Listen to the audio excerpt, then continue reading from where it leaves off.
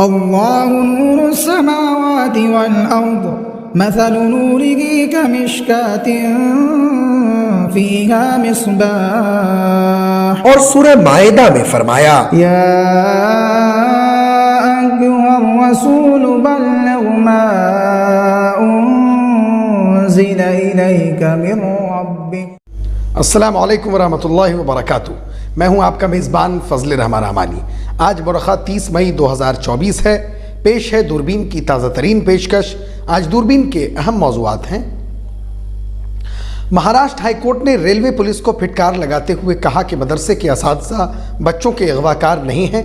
मदरसे के 4 असातिज़ा के खिलाफ बच्चों की स्मगलिंग के इल्ज़ाम में दर्ज करदा 2 मुजरिमाना मुकदमात को अदालत ने खारिज कर दिया। आज की दूरबीन में देखिए किस तरह सख्तगीर हिंदू तंजीमों से वाबस्ता NGOs मदारिस के तलबा व असातिज़ा को परेशान करते हैं।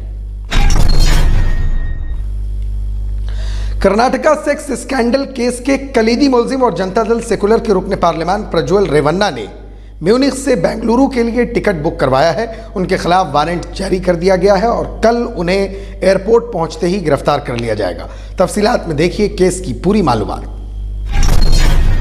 आरजेडी के रहनुमा तेजस्वी यादव का कहना है कि कौन राम का भक्त नहीं है। वो तो दूरदर्शन के ज़माने से ही रामायण देखते आ रहे हैं। उनके घर में राम है, लेकिन रामराज के लिए बेहतर है बेरोजगारी को दूर करना। उन्होंने मजीद क्या कुछ कहा, तफसीलात में ज़रूर देखिए। दारुल हुकूमत दिल्ली में गर्मी के अब तक के तमाम रिकॉर्ड टूट चुके हैं। गुज़िश्ता रोज़ दर्जा हरारत 52 डिग्री सेल्सियस से तजावुज़ कर गया है। ये पहला मौका है कि दारुल हुकूमत में इतनी गर्मी पड़ रही है। तफसीलात में देखिए दिल्ली के अलावा और कहां कहां कितनी और कैसी गर्मी पड़ रही है। दिल्ली फसादात केस के मुलजिम 4 साल से जेल में बंद शर्जील इमाम को हाई कोर्ट से जमानत मिल गई है। जजेस ने इस बात को ध्यान में रखते हुए जमानत का हुक्म जारी किया कि शर्जील इमाम अपने खिलाफ लगाए गए इल्जामात के लिए निस्फ सजा पहले ही काट चुके हैं। समाजवादी पार्टी के रहनुमा आजम खान को मारपीट और डकैती मामले में कसूरवार करार दिया गया है, ताहम अभी सज़ा का ऐलान होना बाकी है। गंज थाना हल्के के डूंगरपुर बस्ती को खाली कराने से मुतल्लिक आजम खान के खिलाफ 2019 में मजमूई तौर पर 12 मुकदमात दर्ज किए गए थे। आज की दूरबीन में देखिए केस की पूरी तफसील। तवील इंतजार के बाद समाजवादी पार्टी के रहनुमा आजम खान की अहलिया जेल से रिहा हो गई हैं। तज़ीन फातिमा के रामपुर डिस्ट्रिक्ट जेल से बाहर आने पर उनके हामियों ने उनका पुरजोर इस्तकबाल किया। इस मौके पर तज़ीन फातिमा ने अदालत का शुक्रिया अदा किया। हम दो हमारे बारे नामी फिल्म तैयार की गई है, जिसमें मुबैना तौर पर कुरान करीम की आयतों का गलत मतलब बयान किया जा रहा है। साथ ही हक़ाइक़ को तोड़ मरोड़ कर पेश करने और दीगर मज़ाहिब के मानने वालों और इस्लाम व मुसलमान के ख़िलाफ़ नफ़रत पैदा करने की नापाक हरकत की गई है। तफसीलात में देखिए इस फिल्म की पूरी जानकारी। रफ़ा में इसराइल और आम शहरियों पर सहयूनी फ़ौज के हमले जारी हैं। हमले में ताहाल 37 फ़लस्तीनी जाबहक हो गए हैं। रफ़ा में इसराइल ऐसे इलाक़ों को भी निशाना बना रहा है जहां से उसने शहरियों को इनखला के लिए नहीं कहा था। आज की दूरबीन में देखिए गज़ा की ताज़ा सूरत हाल। गज़ा जंगबंदी के लिए एक बार फिर कोशिश शुरू हो गई है। मिस्र और अमेरिका के सालिसी में जंगबंदी की नाकाम कोशिशों के बाद अब मैक्रोन का कहना है कि फ्रांस और अल्जीरिया गज़ा जंगबंदी की करारदाद पर एक साथ काम कर रहे हैं। आप हमें YouTube पर देखने के अलावा हमारे तमाम सोशल मीडिया पेजेस पर भी फॉलो कर सकते हैं। आप फ़िक्र नज़र उर्दू का प्रोग्राम दूरबीन देख रहे हैं। रियासत महाराष्ट्र के भूसावल और मनमाड़ में गवर्नमेंट रेलवे पुलिस के हाथों गिरफ्तार शुदा मदरसे के असातिज़ा के खिलाफ बच्चों की स्मगलिंग का मुकदमा खारिज कर दिया गया है। इस मामले में महाराष्ट्र हाई कोर्ट में रेलवे पुलिस ने इतराफ़ करते हुए कहा कि ट्रेन में बच्चों को ले जाने वाले मदरसे के असातिज़ा बच्चों के स्मगलर नहीं हैं। आपको याद दिला दूं कि मनमाड़ और भुसावल में गवर्नमेंट रेलवे पुलिस ने मई 2023 में 59 बच्चों को बिहार से महाराष्ट्र ले जाने के इल्ज़ाम में मदरसा के 5 असातिज़ा को गिरफ्तार किया था और उनके खिलाफ 2 मुजरिमाना मुकदमात दर्ज किए गए थे। महाराष्ट्र के डायरेक्टर जनरल यानी DG रेलवेज प्रदन्या सरावुद्दे ने तस्दीक की है कि उन असातिज़ा के खिलाफ FIR एक गलतफहमी की वजह से दर्ज की गई है। यह वाक़या 30 मई 2023 को पेश आया जब बिहार के अररिया ज़िला से 8 से 17 साल की उम्र के 59 बच्चे मदारिस में दीनी तालीम हासिल करने के लिए ट्रेन से पुणे और सांगली जा रहे थे। दिल्ली में जुवेनाइल जस्टिस बोर्ड और रेलवे बोर्ड से वाबस्ता एक सीनियर अफसर की हिदायत पर रेलवे प्रोटेक्शन फोर्स और एक एनजीओ ने भुसावल और मनमाड़ स्टेशनों पर बच्चों को मदरसे से जाने से रोक दिया और उन्हें अपनी तहवील में ले लिया, इसी शुबा में कि उन्हें चाइल्ड लेबर के लिए स्मगल किया जा रहा है। बच्चों को 12 दिन तक नासिक और भुसावल के शेल्टर होम्स में रखा गया था, लेकिन इस मामले में नया मोड़ उस वक्त आया जब बिहार के 59 बच्चों के वालिदैन ने उन बच्चों को लेकर अपनी परेशानी जाहिर करते हुए बताया कि उन्होंने अपनी रजामंदी से बच्चों को पढ़ाई के लिए मौलाना के हवाले किया है, जिनको अरबी और उर्दू पढ़ानी होती है। उन वालिदैन का कहना है कि पुलिस ने गलत केस दर्ज किया है। अब इसके बाद रेलवे पुलिस कुछ भी कहने से कासिर है। कर्नाटक के वजीर दाखिला डॉक्टर जी परमेश्वर ने 29 मई को प्रज्वल रेवन्ना मामले पर एक अहम जानकारी दी। उन्होंने कहा कि जनता दल सेकुलर के रुकने पार्लियामान प्रज्वल रेवन्ना के खिलाफ गिरफ्तारी वारंट जारी कर दिया गया है। साथ ही एसआईटी जराये ने बुध के रोज इस बात की तस्दीक कर दी कि रेवन्ना ने 31 मई को लिफ्थांजा एयरलाइन से इंडिया के लिए फ्लाइट बुक किया है और कल तकरीबन 12:30 बजे बेंगलुरु पहुंचने की उम्मीद है। काबिल जिक्र है कि भगोड़े रुकने पार्लियामान और साबिक वजीर आजम HD देवेगौड़ा के पोते कर्नाटक में सनसनी फैलाने वाले सेक्स वीडियो मामले में कलीदी मुलजिम हैं। कांग्रेस और दीगर पार्टियों ने यह मामला सामने आने के बाद जेडीएस के साथ साथ बीजेपी को भी खूब तनकीद का निशाना बनाया और वजीर आजम नरेंद्र मोदी की खामोशी पर भी सवालात उठाए। यह मामला मंजर आम पर आने के बाद जब हंगामा बढ़ा तो जेडीएस ने प्रज्वल रेवन्ना को पार्टी से मुअत्तल कर दिया था। बहरहाल प्रज्वल रेवन्ना जैसे ही इंडिया पहुंचेंगे उन्हें गिरफ्तार कर लिया जाएगा। बताया जाता है कि उन्होंने जर्मनी के म्यूनिख शहर से बेंगलुरु के लिए टिकट बुक कराया है।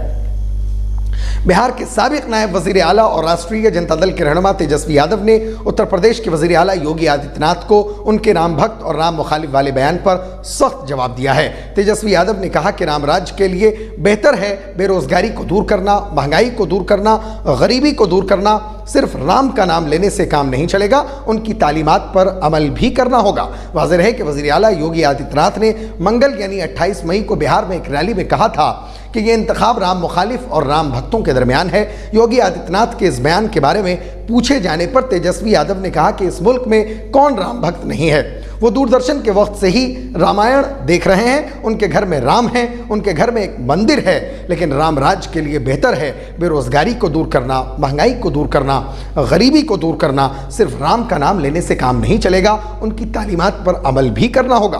तेजस्वी यादव ने कहा कि इस बार इंतखाबी मौजू महंगाई, बेरोजगारी और नौजवानों को बाइख्तियार बनाना है। गुज़िश्ता इंतखाबात में बिहार ने उन्हें गुजरात से भी ज़्यादा MP दिए।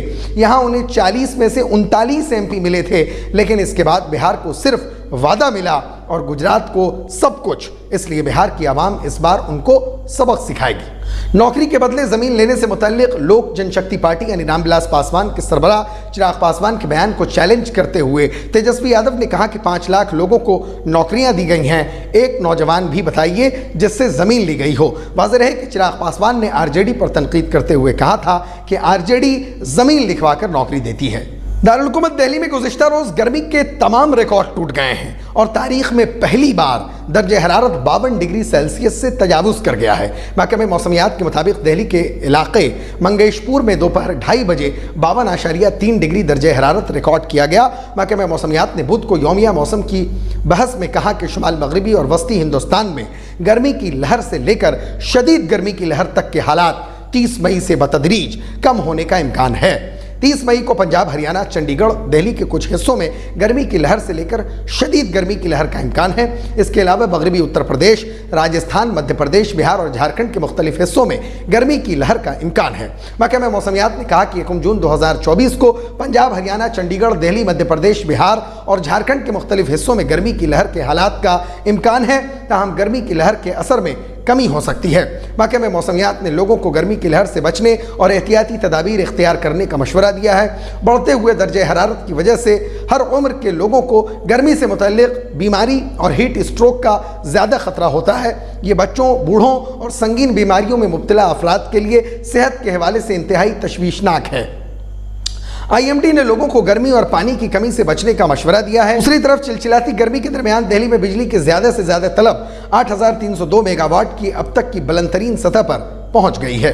दिल्ली हाईकोर्ट ने दिल्ली फसाद मामले में मुलजिम शर्जील इमाम को बड़ी राहत देते हुए जमानत देने का फैसला सुनाया है। शर्जील इमाम पर जामिया मिलिया इस्लामिया के इलाका और अलीगढ़ मुस्लिम यूनिवर्सिटी में मुबैना तौर से इश्तियाल अंगेज तकरीर करने से मुतल्लिक मुल्क से गद्दारी और UAPA यानी गैर कानूनी सरगर्मी रोकथाम एक्ट का मामला दर्ज है। जस्टिस सुरेश कुमार कैत और जस्टिस मनोज जैन की बेंच ने शर्जील इमाम की जमानत से मुतल्लिक दरखास्त पर समाअत करते हुए इस बात को ध्यान में रखकर आईनी जमानत देने का फैसला किया है कि वो अपने खिलाफ लगाए गए इल्जामात के लिए निस्फ सजा पहले ही काट चुके हैं।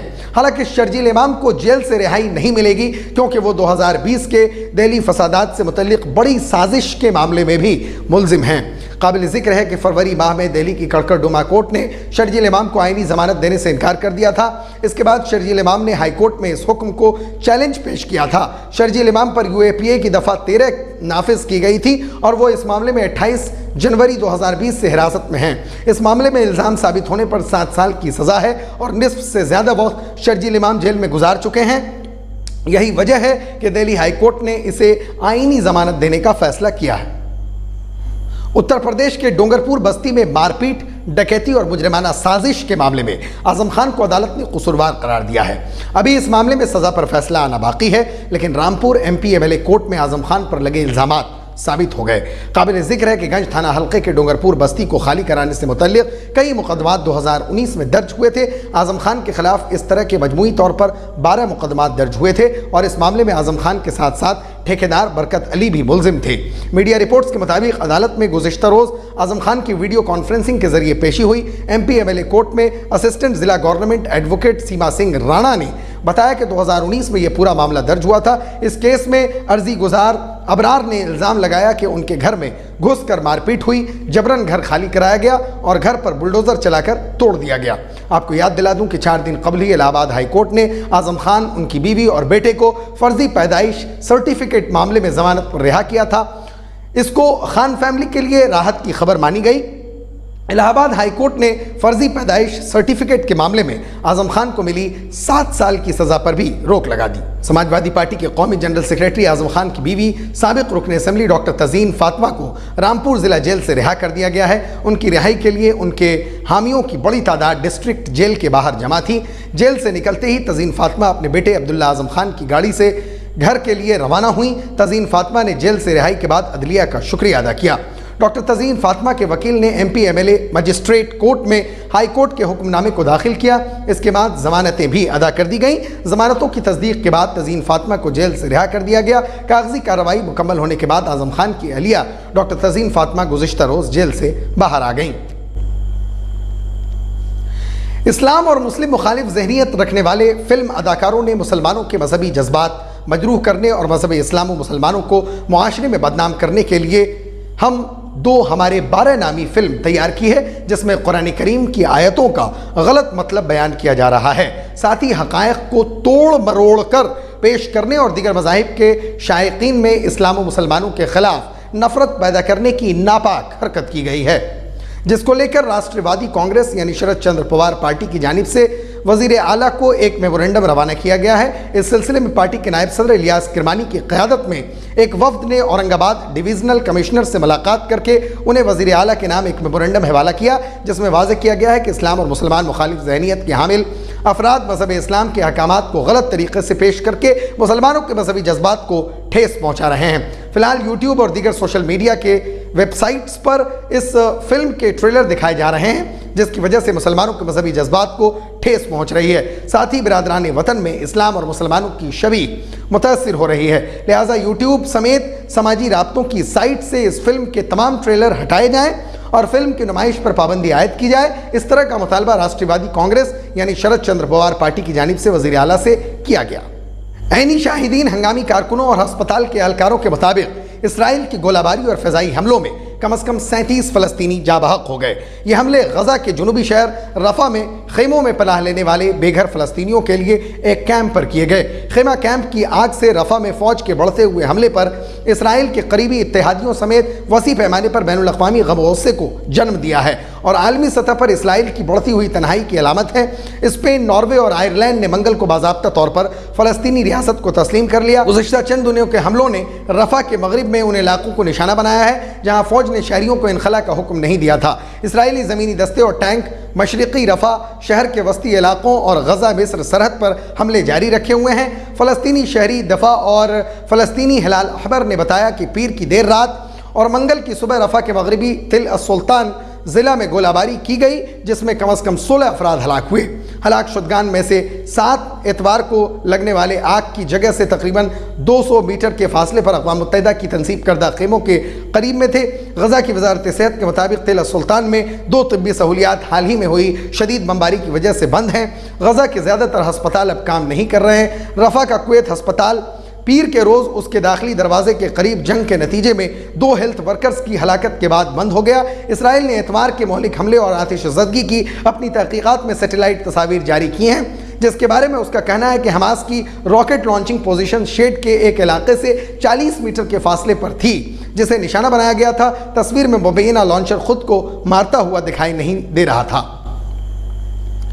फ्रांसीसी सदर इमैनुअल मैक्रोन ने मंगल को कहा कि उनका मुल्क अल्जीरिया के साथ गज़ा पर मुश्तरका करारदाद पर काम कर रहा है ताकि जंगबंदी पर जोर दिया जा सके और इंसानी इमदाद की अशद ज़रूरत को पूरा किया जा सके। उन्होंने कहा कि फ्रांस रफ़ा की सूरत हाल पर अक़वाम मुत्तहिदा की सलामती कौंसिल के हंगामी इजलास के लिए अल्जीरिया की दरख्वास्त की हिमायत कर रहा है। मैक्रोन ने कहा कि इसराइल और हमास की जंग का रद्द-ए-अमल सिर्फ सियासी हो सकता है। मैक्रोन जर्मनी के शहर मेसबर्ग में मुल्क के सरकारी दौरे के तीसरे रोज़ खिताब कर रहे थे। मैक्रोन ने मज़ीद कहा कि वो एक पुरअमन हल के लिए फ़आल तौर पर काम करने के लिए तैयार हैं। ये सियासी मर्जी के साथ काबिल रसाई है। उन्होंने कहा कि फ्रांसीसी सफारतकार करारदाद की तजवीज़ पर उनके तमाम शराकतदारों को कायल करने के लिए आने वाले घंटों और दिनों में काम करेंगे। मैक्रोन ने इस बात की तस्दीक की कि फ़लस्तीनी रियासत को तस्लीम करना फ्रांस के लिए ममनू नहीं है, लेकिन यह फ़ैसला सही वक्त पर होना चाहिए और रफ़ा में जो कुछ हुआ उस पर जज्बाती रद्द-ए-अमल नहीं होना चाहिए। मैक्रोन ने पीर को एक्स पर कहा कि वो इसराइली हमलों से नाराज़ हैं, जिसमें रफ़ा में बहुत से बेघर अफराद हलाक हुए हैं। उन्होंने अपनी पोस्ट में मज़ीद लिखा कि ये कार्रवाइयाँ बंद होनी चाहिए। रफ़ा में फ़लस्तीनी शहरियों के लिए कोई महफूज इलाका नहीं है। वो बैनुल-अक़वामी क़ानून के मुकम्मल एहतराम और फ़ौरी जंगबंदी का मुतालबा करते हैं। अल्जीरिया ने अक़वाम मुत्तहिदा की सलामती कौंसिल की एक मुजव्वज़ा करारदाद को पेश किया है, जिसमें गज़ा में फ़ौरी जंगबंदी का मुतालबा और इसराइल से जुनूबी शहर रफ़ा में अपनी फ़ौजी कार्रवाई फ़ौरी तौर पर रोकने का मुतालबा किया गया है। फ़िक्र नज़र की खास बुलेटिन दूरबीन की गुज़िश्ता पेशकश में यासिर अंसारी, मोहम्मद सरफराज दरभंगा, मोहम्मद इकबाल, सईद अनवर रहमानी, शहनाजुल हक कादरी, नसीम अहमद नदवी और नसरुल हुदा साहबान ने अपना कीमती तबसरा करके हमारी हौसला अफजाई की है। हम अपने तमाम नाजरीन का शुक्रिया अदा करते हैं। आप मुझसे और हमारे साथियों से एक्स पर भी रब्ता कर सकते हैं। हमारा एक्स हैंडल है @फ़िक्र नज़र। शुक्रिया।